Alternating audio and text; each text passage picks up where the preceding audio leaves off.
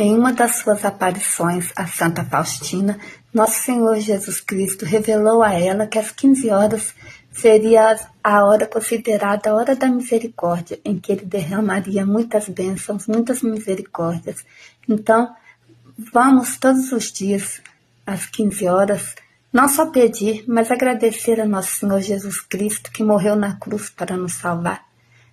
Vamos pedir a Ele também a salvação das santas almas que estão no purgatório, pelos doentes, pelos idosos, pelos que não creem, pela conversão dos que não creem.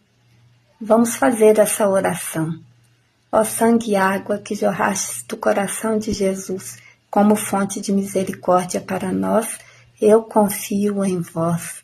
Deus Santo, Deus Forte, Deus Imortal, tende piedade de nós e do mundo inteiro.